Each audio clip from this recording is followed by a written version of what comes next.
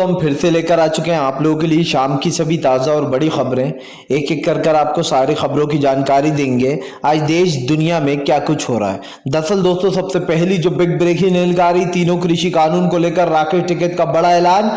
बोले सरकारें बदल जाएंगी लेकिन किसान यहीं पर बैठा रहेगा जब तक के ये काले कानून वापस नहीं होंगे। इसके बारे में आपको बताएंगे। वहीं पर दोस्तों अगली बिग ब्रेकिंग में हम आपको बताएंगे, राहुल गांधी बोले अगर सरकार में इंसानियत होती तो वो किसान की बात सुनती। एक साल पहले भी नरेंद्र मोदी ने बड़े बड़े दावे किए थे। आज किसान सड़कों पर बैठा है, कल आम आदमी भी सड़कों पर होगा। इसके बारे में आपको बताएंगे। वहीं पर दोस्तों प्रधानमंत्री नरेंद्र मोदी रातों रात सेंट्रल विस्ता प्रोजेक्ट देखने पहुंचे। राहुल गांधी ने साधा निशाना, बोले चोर की दाढ़ी में तिनका जिया। इसके बारे में भी आपको विस्तार से बताएंगे। वहीं पर ममता बनर्जी का मोदी सरकार के ऊपर बड़ा हमला। बोले फिलहाल सरकार करती रहे अपनी मनमानी जिया, लेकिन फिलहाल हम भी जो यहाँ पर जीत कर बताएंगे। इसके बारे में आपको विस्तार से बताएंगे। वहीं पर दोस्तों अगली बिग ब्रेकिंग में हम आपको बताएंगे, आज कन्हैया कुमार हो सकते हैं कांग्रेस में शामिल। वहीं पर अगली बिग ब्रेकिंग में हम आपको बताएंगे दोस्तों, लॉकेट चटर्जी ने किया भाजपा के लिए, जी हाँ आपको बता दें, प्रचार करने से मना।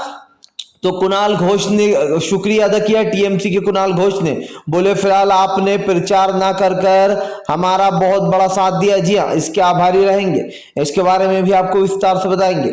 वहीं पर दोस्तों अगली बिग ब्रेकिंग में हम आपको बताएंगे दोस्तों, पाकिस्तान की, जी हाँ दोस्तों, राजनीतिक विश्लेषक कमल चीमा ने दोस्तों आपको बता दें अंजना ओम कश्यप की भद्द पीट दी है। पहले अमेरिका से बेइज्जत होकर आई, अब पाकिस्तानी जो यहाँ पर कमल चीमा ने इनकी बेइज्जती कर दी है। साफ साफ कहा है उन्होंने कि भाई जिस तरीके से प्रधानमंत्री नरेंद्र मोदी काम कर रहा है, ढोल नगाड़े पीट रहा है, बड़ी बड़ी पार्टियां आई थी लेकिन किसी ने ऐसी ओछी हरकत नहीं की। जी इसके बारे में भी आपको विस्तार से बताएंगे।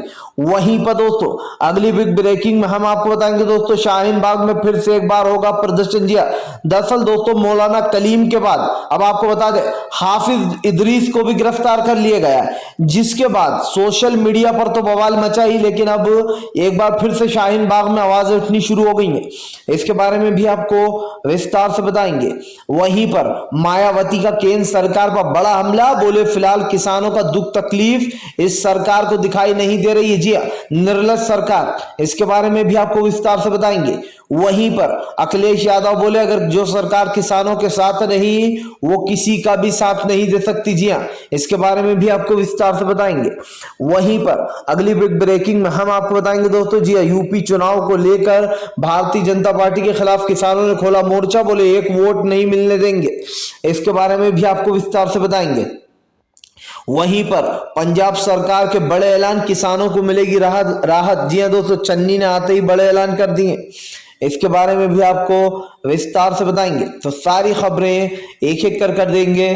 फिलहाल खैर चलिए बढ़ते हैं सबसे पहली और सबसे बड़ी खबर की ओर। दरअसल दोस्तों आपको बता दें राहुल गांधी का केंद्र सरकार के ऊपर बड़ा हमला। बोले आज जिस तरीके से किसान सड़कों पर बैठा है, कल मजदूर और आम जनता भी यहीं पर होगी। राहुल गांधी का कहना है कि केंद्र सरकार लोगों का इम्तिहान ले रही है। पहले उसने एनआरसी सीएए लाकर दोस्तों मुसलमानों का और हर गरीब का इम्तिहान लिया, और अब जो है यहाँ पर किसानों का इम्तिहान लेने चलिए। आपको बता दें राहुल गांधी कहना है जिस तरीके से सरकार के खिलाफ किसान सड़कों पर उतरा, इसी को सत्याग्रह कहते हैं। सरकार देखती रह जाएगी लेकिन फिलहाल किसान यहीं पर बैठा रहेगा। राहुल गांधी ने कहा कि अभी तो देश में शुरुआत हुई है आंदोलनों की, अब ये आंदोलन धीरे धीरे कर लाभे की तरफ फूटेंगे। राहुल गांधी ने कहा कि अभी सिर्फ किसान उतरा है, कल इस देश की जनता भी उतर आएगी। जब देश की जनता भी सड़कों पर होगी तब क्या करेगी ये सरकार। राहुल गांधी ने कहा कि फिलहाल प्रधानमंत्री नरेंद्र मोदी के पास अमेरिका जाने के लिए टाइम है, प्रधानमंत्री नरेंद्र मोदी के पास अपना विस्ता प्रोजेक्ट देखने के लिए टाइम है, लेकिन किसानों से बात करने का टाइम नहीं है। प्रधानमंत्री नरेंद्र मोदी एक पूरी तरीके से विफल प्रधानमंत्री के रूप में उभरे हैं। राहुल गांधी ने कहा कि अगर इस सरकार कुछ देख नहीं सकती तो एक चीज अच्छे से समझ ले कि फिलहाल इस देश का किसान अपने मुद्दों पर सीधा और सटीक है। राहुल गांधी ने कहा कि सरकार को पीछे हटना ही होगा कृषि कानून टालने से या ये कह देने से कि एमएसपी मिल जाएगी, इससे कानून नहीं बनते। राहुल गांधी ने कहा अगर प्रधानमंत्री किसानों की आय दुगनी करनी चाहते थे तो फिर उन्होंने किसानों के हित में कानून क्यों नहीं बनाया, क्यों ऐसा कानून बनाया गया जिससे किसान नाखुश है। राहुल गांधी ने कहा आज ये सरकार कहती है कि हम किसानों के बारे में सोचते हैं, लेकिन अगर ये सरकार किसानों के बारे में सोचती तो उनके लिए एक बेहतर और एक अच्छा जो कानून था वो बनाया जाता, ना कि किसानों के खिलाफ। फिलहाल खैर चलिए हम बढ़ते हैं दोस्तों एक और अगली बिग ब्रेकिंग की तरफ। बता दोस्तों अगली जो बड़ी खबर निकल कर आ रही है, नोएडा में एक किसान की मौत से भड़के राकेश टिकैत, बताए अपनी रणनीति। दरअसल राकेश टिकैत का कहना है कि सरकारें बदल जाएंगी, अगर ये कृषि कानून वापस नहीं लिए तो नई सरकार आकर ये कानून वापस लेगी। राकेश टिकैत ने कहा कि भारतीय जनता पार्टी से उम्मीद रखना बेकार हो चुका है। हालांकि किसान नेता राकेश टिकैत ने कहा कि सरकार जब भी बात करने बुलाएगी हम जाएंगे। हम सरकार को कोई मौका नहीं देना चाहते कि सरकार कह दे कि हम बुला रहे हैं और किसान आ नहीं रहे। राकेश टिकैत ने कहा कि हम अपने हर मुद्दे को बड़ी ही सीधे तरीके से ले रहे हैं, लेकिन अगर सरकार ने इन मुद्दों को छुपाने या धमकाने की कोशिश की तो इसका अंजाम भी सरकार को भुगतना होगा। राकेश टिकैत ने बताया कि तीनों कृषि कानून को लेकर सरकार पहले से ही घिर चुकी है। दरअसल दोस्तों प्रधानमंत्री नरेंद्र मोदी के कहने पर कई बार किसानों ने बातचीत की, लेकिन किसानों के मुद्दों को सुलझाया नहीं गया। आपको बता दें कल नोएडा में दोस्तों पुलिस और किसानों के बीच में झड़प हो गई, जिसके चलते बताया जा रहा है कि हार्ट अटैक से एक किसान की मौत हो गई और गुस्साए किसानों ने वहीं पर सड़कों पर जाम लगा दिया। बता दें दोस्तों जिस तरीके से किसान आंदोलन चल रहा है, ये एक बार फिर से कहा जा सकता है कि सरकार को फिर से एक बार किसान ने ये बता दिया कि वो कितना मजबूत है।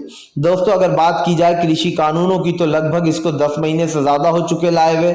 किसी कृषि कानून को लेकर किसान अपनी बातों पर सटीक है। साफ दिखाई दे रहा है कि अगर भारतीय जनता पार्टी इन मुद्दों को इस तरीके से लाएगी तो किसान भी इसी तरीके से हैंडल करेगा। लेकिन ये बात तो तय है कि आज बीजेपी के खिलाफ लोगों ने अपना प्रदर्शन जारी कर दिया। साफ दिखाई दे रहा है दोस्तों भारतीय जनता पार्टी को लेकर कई लोग इस वक्त गुस्से में चल रहे हैं और गुस्सा भी इस कदर का कि फिलहाल किसी को भी जो है यहाँ पर इन बातों को सुनना नहीं है जो मोदी सरकार सुनाती है, चाहे वो मन की बात हो या धन की बात हो। फिलहाल खैर चलिए हम बढ़ते हैं दोस्तों एक और अगली बिग ब्रेकिंग की तरफ। बता दोस्तों अगली जो बड़ी खबर निकल कर आ रही बंगाल में। जी है दोस्तों बंगाल में भाजपा को एक और बड़ा झटका। लोकेट चटर्जी भी दोस्तों हो सकती हैं अब टीएमसी में शामिल। दरअसल दोस्तों बीते दिन आपको बता दें लोकेट चटर्जी ने जो यहाँ पर भाजपा के लिए प्रचार करने से मना कर दिया।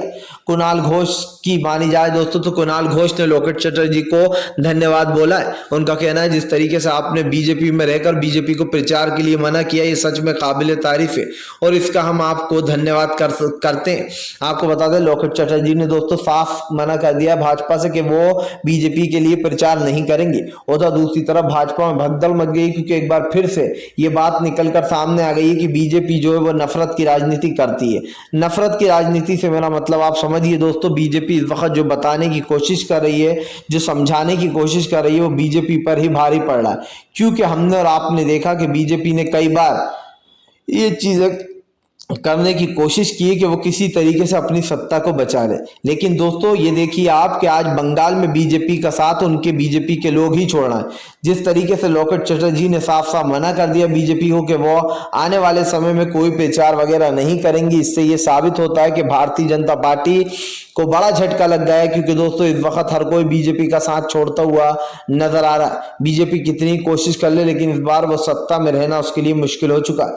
दोस्तों भारतीय जनता पार्टी ने कई बार ये बताने की कोशिश की है कि वो सत्ता में रह सकती है, लेकिन ये बात भी तय है कि बीजेपी अपनी साफ सत्ता बचाने के लिए जो भी कर रही है वो पूरी तरीके से उसमें फेल हो रही है। आपको बताता चलूं दोस्तों भारतीय जनता पार्टी को लेकर कई सवाल उठते हुए नजर आ रहे हैं और बीजेपी जिस तरीके से फेल हो रही है ये साफ दिखाई देता है कि बीजेपी के पास अब कोई और दावा बचा नहीं है। फिलहाल खैर चलिए हम बढ़ते हैं दोस्तों एक अगली बिग ब्रेकिंग की तरफ। बता दोस्तों अगली जो बड़ी खबर निकल कर आ रही है। दरअसल दोस्तों आपको बता दें अंजना ओम कश्यप की फिर से हुई एक बार बेइज्जती, सोशल मीडिया पर जमकर हो रहा है वीडियो वायरल।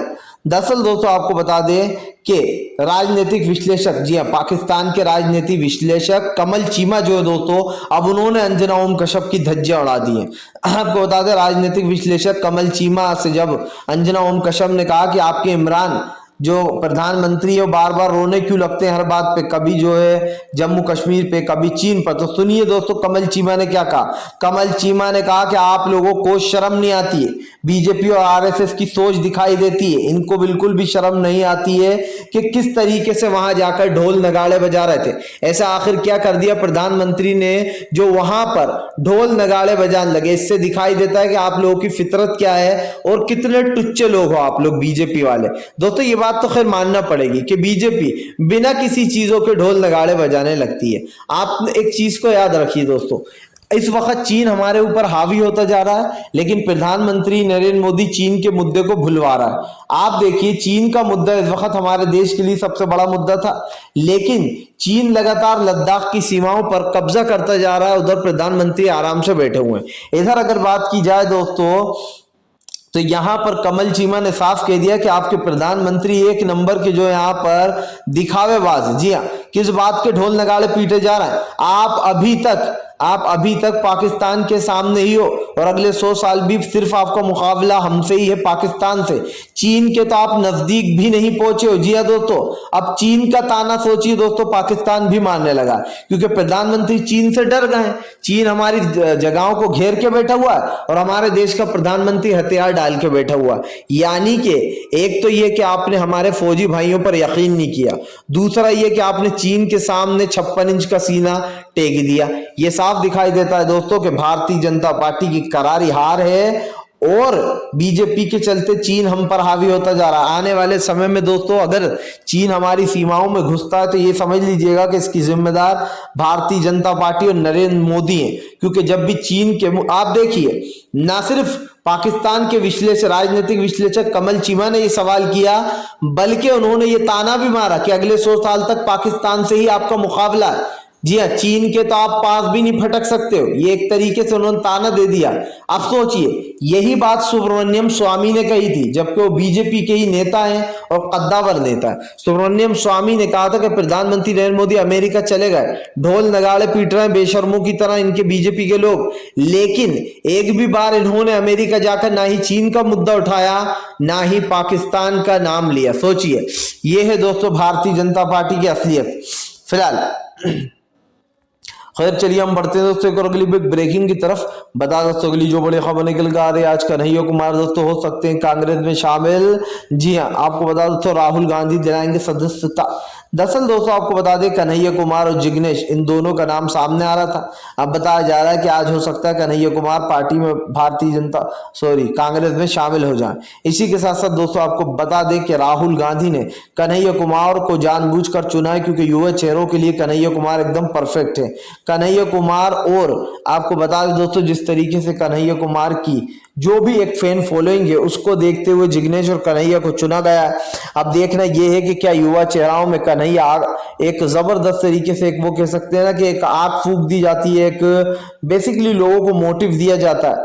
तो क्या अब राहुल गांधी कि इन बातों से लोग प्रेरणा लेंगे क्या कन्हैया कुमार की?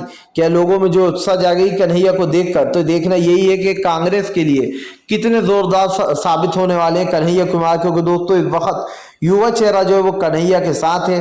फिलहाल खैर चलिए हम बढ़ते हैं दोस्तों एक और अगली बिग ब्रेकिंग की तरफ। बता दोस्तों अगली जो बड़ी खबर निकल कर आ रही है, एक बार फिर से गूंजी शाहीन बाग में आवाजें भारतीय जनता पार्टी और खास करके उत्तर प्रदेश की दोस्तों निकम्मी सरकार को बड़ा झटका लगा। दरअसल दोस्तों इन दिनों उत्तर प्रदेश के चुनाव आने वाले, बीजेपी हिंदू मुसलमान की राजनीति करती है, उसको कुछ लोग चाहिए रहते अपना निशाना बनाने के लिए।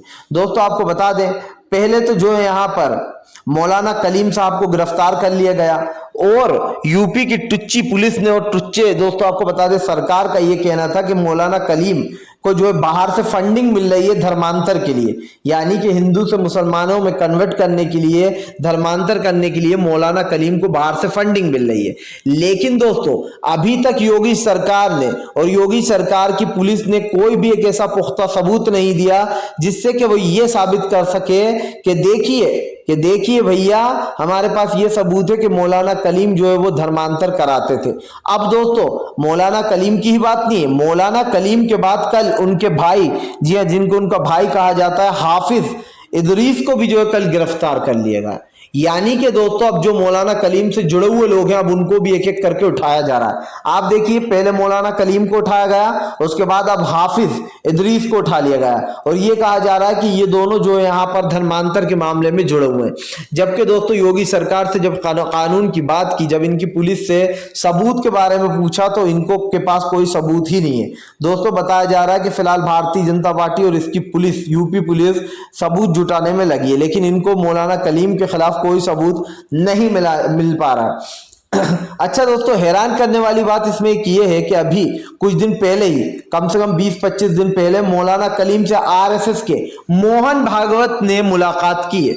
तब दोस्तों मौलाना कलीम पर कोई आवाजें नहीं उठी, लेकिन अब आप सोचिए अब मौलाना कलीम के ऊपर सवाल उठ रहे हैं और उनको जिस तरीके से गिरफ्तार किया गया है इस पर कई सवाल खड़े हो गए, क्योंकि लगभग दोस्तों भारतीय जनता पार्टी की जो राजनीति है वो हम देखते आ रहा है कि कैसे मुसलमानों को झूठे केसों में फंसाया जाता है, उसके बाद उनका नाम डाल दिया जाता है उन केसों में और फिर ये बताया जाता है कि देखो भैया देखो ये तो धर्मांतर करा रहे थे। इससे पहले 2 लोगों को ये कहकर गिरफ्तार कर लिया गया कि ये आतंकवादी हैं।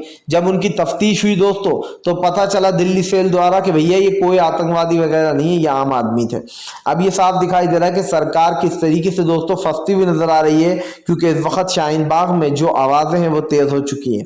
फिलहाल खैर चलिए हम बढ़ते हैं दोस्तों अगली ब्रेकिंग की तरफ। बता दोस्तों अगली जो बड़ी खबर निकल के आ रही है, मायावती भड़की बीजेपी पर, बोले किसानों का दर्द तकलीफ दिखाई नहीं दे रही है सरकार को। जी दरअसल दोस्तों मायावती ने बीजेपी पर बड़ा हमला बोलते हुए कहा है कि फिलहाल किसानों की बात को इग्नोर कर सरकार अपने लिए ही खड्डा खोद रही है।